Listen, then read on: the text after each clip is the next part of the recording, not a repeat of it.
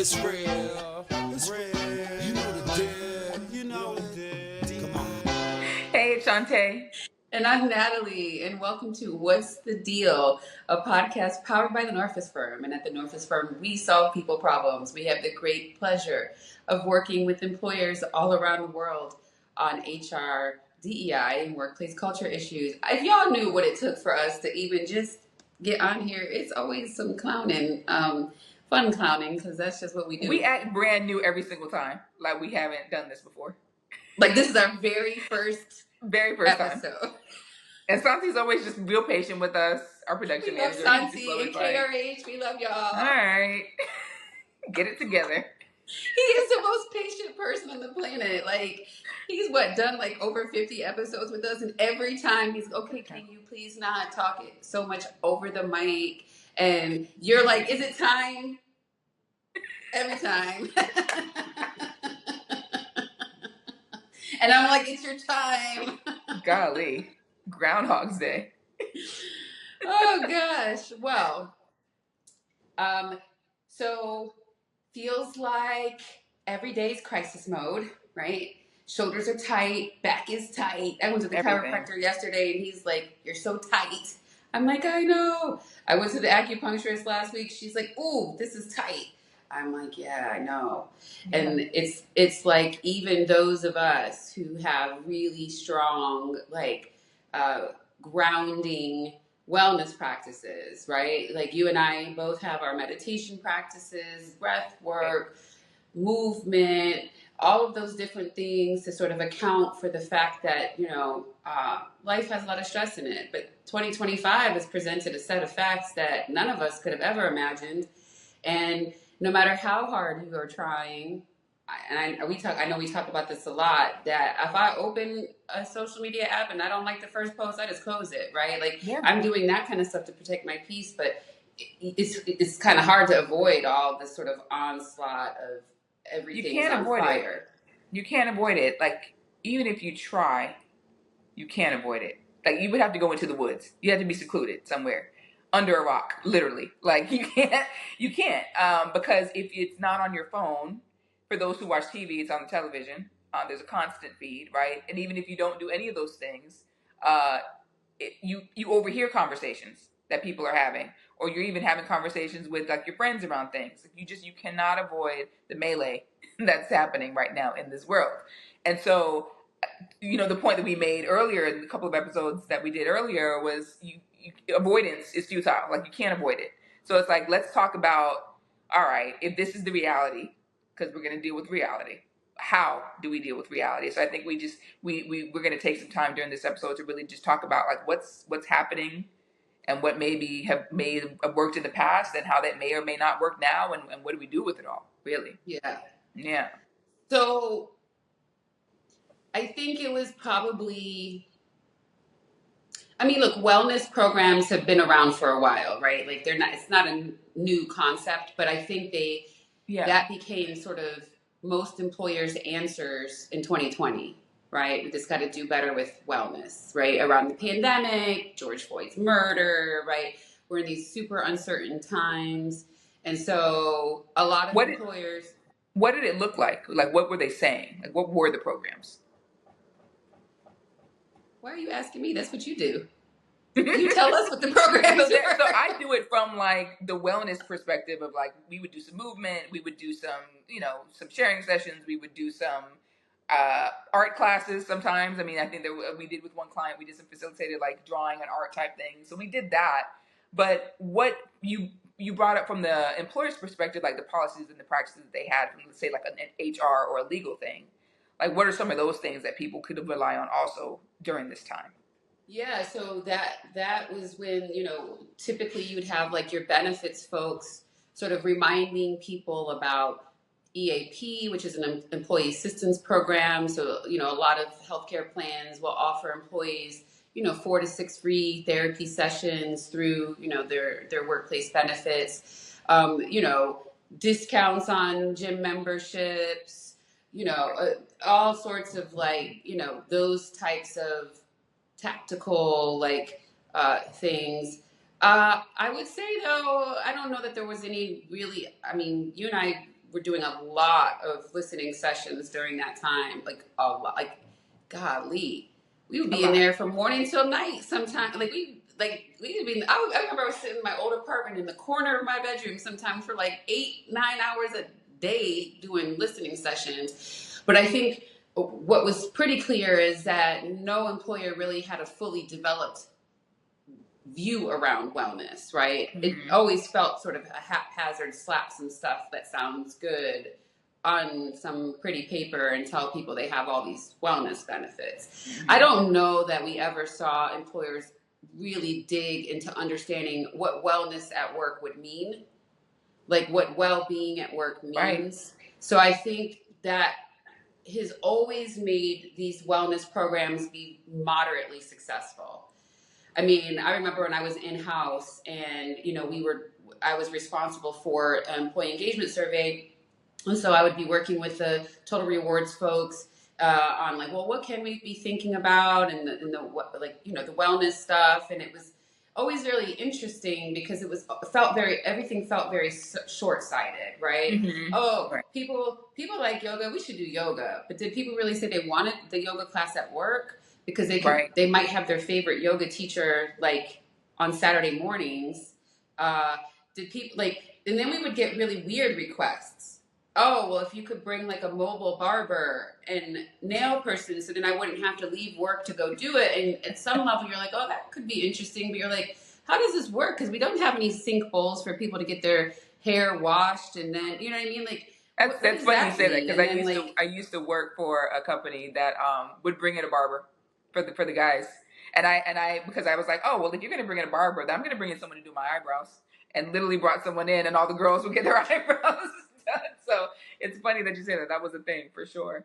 But it was kind of just what I'm saying is that it's like haphazard, right? Yeah. Like it's not like connected to anything. And then I think you saw this a lot with when you were doing like really teaching folks about desk yoga and that like it doesn't have to be a 60-minute, 90-minute class for you to gain benefit from it and the like, that leaders would give up, right? If they didn't see if they didn't see some unstated amount of people joining, right? Like that was the thing that'd be weird. You want to talk a little bit about that? Or because they would have put up a program and it would be over a couple months, and there would be attendance. People would come. There was participation for sure.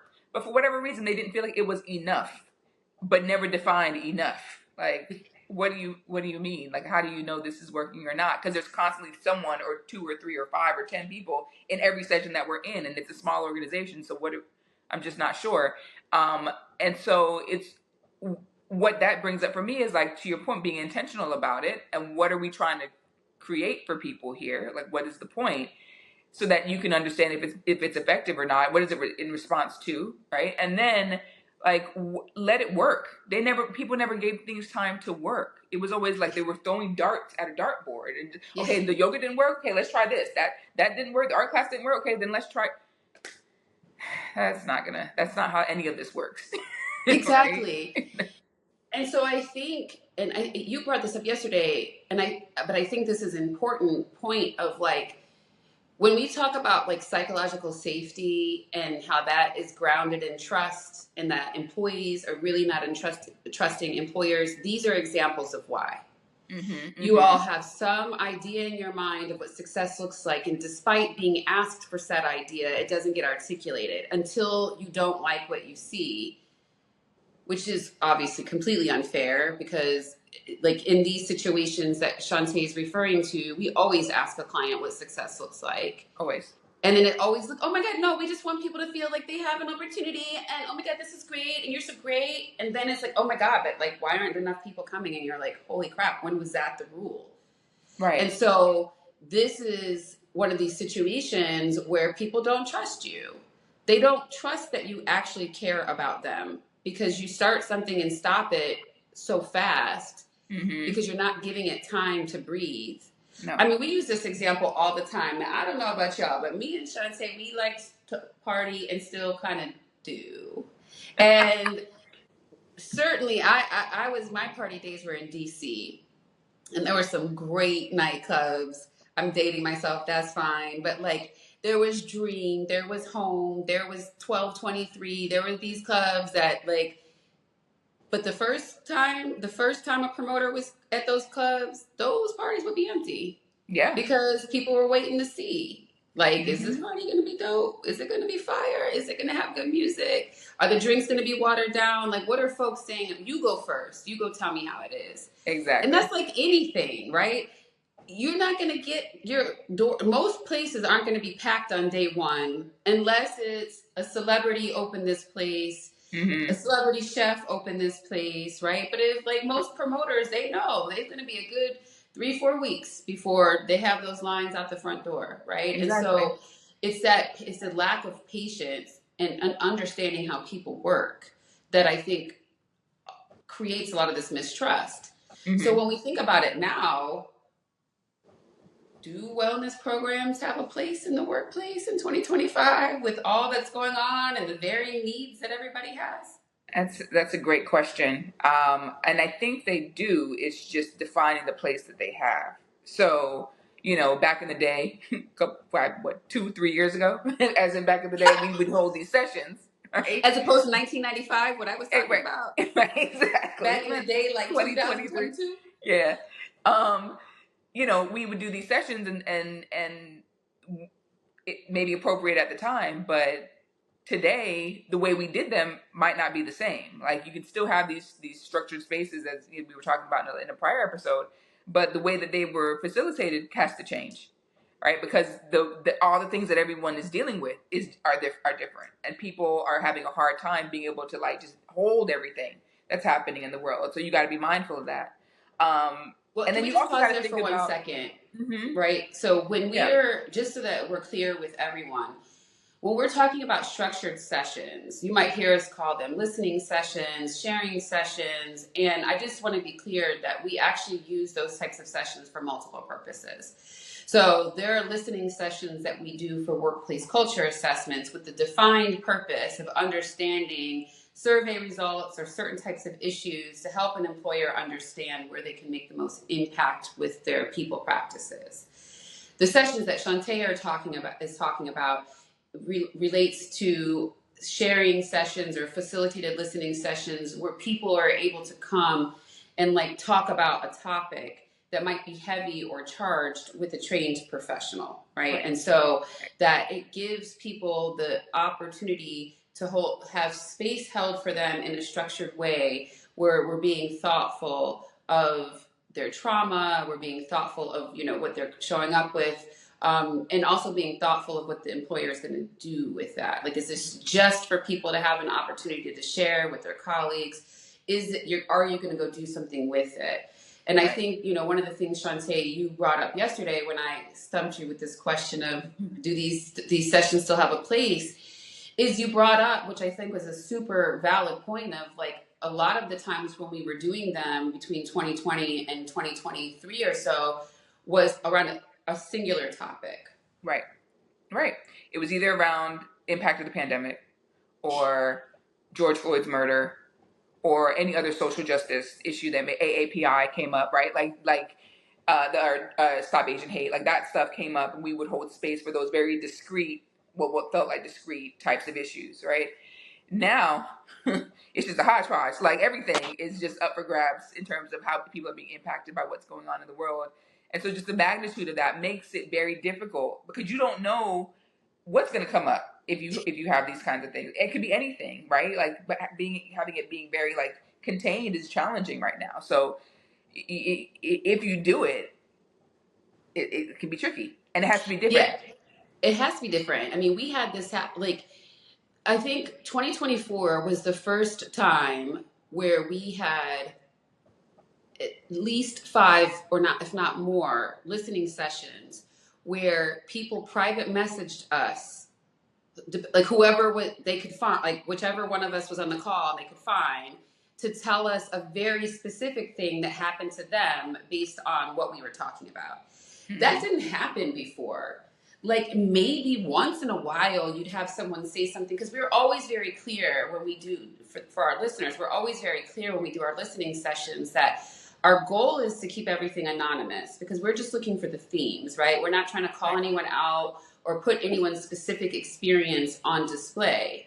But we also are clear that if something is raised that sounds like an HR or a legal issue, that we do have to raise it to the client, because we don't work there. We're not going to put our clients, in a risky situation by trying to hold space and handle a potential legal issue for them, because that's not our role. But last year we had people, it was like, yo, when is this? Again, it's surprising, because for so many years, that's not how it operated. Mm-hmm. So to your point, you literally never know what people are going to talk about, no matter what container you set, right? It's important to set the container. So that's not saying don't do it. Mm-hmm. But these days, people just really are sick of it. They're sick of it. They're sick of anything that feels like a slight. And so that any of these sort of structured conversations present the opportunity for people to raise whatever concern they have. Now, that doesn't mean you don't do these, right? But I think, too, what you're saying is it's the how has to be rethought. Yeah, and people are different in 2025 than they were back in the back in the day. It may have been okay to have these spaces, right, or these opportunities for folks. But going forward, it's more like, I don't know if I want this from you in this way. I don't know if I want to, but what I do want is to be able to disconnect a little bit, right? I don't know if I want to fully engage with you on this topic. I want to be able to have some separation. So to the point of this whole episode is around what does it look like in 2025? What is wellness? What do employees need? And we're always going to be grounded in what do your employees need based on what they're telling you? What is the data say for your organization? Right? And in our next episode, we'll talk about some hows, how you could go about this. But the what is unclear. So that means you got to go figure it out, right? And again, this is a throughput is 2025 is a great year to go figure out what's going on with your employees and get really real about what you're going to do about it. And so this is that time too, right? If you're thinking about our last two episodes, which related to the fact that pretty much everything is political in 2025. Mm-hmm. And so we have to retrace this don't talk about politics at work stance, mainly because it's kind of hard to avoid. We're not saying you need to invite it, but it's hard to avoid. And so when you survey folks to understand what's important to them, you can include some questions about their well-being, right? But only if you're going to do something about it, right? Yeah. Because 100%. If they already don't trust you, and then you're going to come ask them about something that you have no intention to do anything about, don't activate people and their emotions if you have no intent of doing anything with them. Right. Just stick to whatever's there. Stick to the things that you mentioned earlier, the EAP and the, all those other things. Just let that be what it is. If you're not in a position to really support people, I guess in a more, not so formal way, a more of a holistic type of way. If you're not in a position to do that, then don't even go down that road. Yeah, and as you're talking, I'm 2025 feels like it needs to be the year of humanity, right? Where once and for all, we stop with the platitudes of these fluffy corporate words and the auspices of care and if you don't care, don't ask.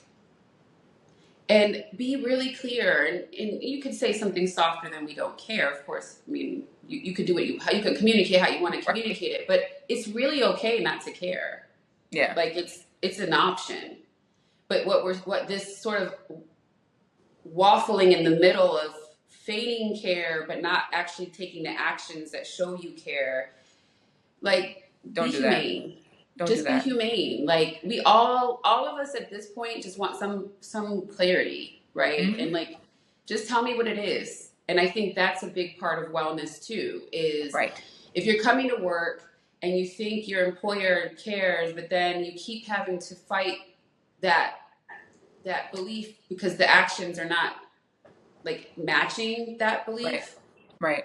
That wears on your well-being. But if your employer is real about where they stand, then at least you know what you're walking into and you can make that choice of whether that's a place for you or not. But people are just not even in a position to make a choice about their employers because the employer is saying a lot of mixed messages. Mm-hmm. And I think some of that stems from the fact that there was a piece of what happened in 2020 and post pandemic and George Floyd where employers were made to believe they had to solve all their employees' problems, right? Yeah, we were always of the stance, nope, you can't be all things to all people. Like, you can't do that. That's not your role. And don't even take that on, because it's a trick bag and you will get caught up in it. So don't even do it. But again, to the point, be clear with what you are offering and what is available. But don't try to do too much, because this area can get tricky in terms of what people need. And you just may not have the resources to really support, and probably obviously shouldn't in some cases. You should refer out. So it's this difficult. is a good example of where you can safely ask people what they want as long as you're meaning, like, sometimes some employers may say, like, gosh, ladies, you're so mean. I don't know what I would do. I don't know what I'm willing to do. Okay, tell people that, right? Like, we know it can be tough to be asked what you want and not get it back, right? So we want to be clear. We're asking because we really don't know what's what right now. And so we're hoping that you'll work with us and tell us, because we'd like to figure out what's something that would be responsive, but we don't even know what's responsive right now. Right. Even taking that approach, I think, helps make it not, because I remember the first time I had this feeling, it was like 2013 or 14. And it was this whole discussion around, like, this employee engagement survey. And there was a lot of, like, well, we're not going to do this and we're not going to do that. And I'm like, so then don't ask people. I'm like, don't ask people what they think if you're not going to do anything about it. There's Exactly. Like, I've been saying this for a really long time, because it's just to me, I'm a very practical person, right? And it's like, practically, you are choosing to piss people off. How often do we read comments that say we're telling them, but they're not listening? Oh, all the time. So why ask? Right. Just to say you asked? Listening is not your version of what you want to do. If you already know what you want to do, then do that. You don't ever have to activate people's feelings at all. Right. You don't even have to give them the impression that they have a say here or that you're going to listen. You give that impression by consistently asking people what they think. It's the way I feel about these customer surveys that we get. They don't improve the customer service. So why am I going to fill this out? Like, right. What you're gonna hold these call folks to these really high standards, even though you're not actually doing anything to fix any of these systems that help them be better. Like, what am I gonna? I don't want to accidentally ding someone's paycheck by saying, well, I never got my answer because you don't equip your person with coming off reading the screen. It's not their fault. So I don't want them to be dinged because they're doing their, you know what I'm saying? It's like, yeah. Some of it is just like, just stop. Like, we've gotten over consumed with feedback. Yeah. And feedback is only really relevant if you're going to do something with it. That's why, again, a real talk moment, we ask less questions on the survey now, right? Mm-hmm. We used to be so we get it, right? We used to be greedy. We want to know everything. But we were like, we don't need to know everything. That's not what we're here for. We can actually get certain information that we need in 10 questions and not 60. Yep. Why have a 72 question engagement survey if you're only going to focus on like 3 of the questions? So it's this piece where wellness, even 2 years ago, is completely different than what wellness today means. So it's important for you to figure out what it means for your workplace. It's also important for you to enter into the figuring out with either an idea of how you are able to resource. Like, are you going to put money to anything that people say they want? Or give it some kind of life that's not just perfunctory, we have these things over here, go use them, so that you're not playing with folks' emotions, right? And then I think the last piece of this that we're saying is, as an employer, you don't have to be all things to all people. And it can feel tough when you have employees that have really a lot of demands and a lot of expectations of you. You can push back and say, I hear you. But this relationship that we've entered into, it does not mean that I am your provider of all things, right? Yes, I want you to trust us, Yes, I want you to feel confident about delivering your services. Yes, I understand that, the things that happen outside of work sometimes come inside of work. And so we want to be thoughtful of that. But again, be clear about what your role is as an employer to your employees. The next episode, we're going to get into some of like the how. You can rethink wellness and what you might offer in 2025. And we love you listening and watching. So please, comment, tell us what you want to hear. Look for us on Apple Podcasts and on Spotify and on the norfolkfirm.com.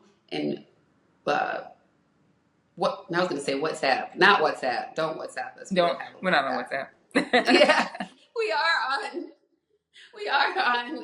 Frick. What are we on? All TikTok things. and Instagram and a lot of things. And so we'll see you soon. And thanks for tuning in. Thanks. Bye. Here it is. Diversity, equity, inclusion, and leadership. That's the deal when you know what you're dealing with. Learn how to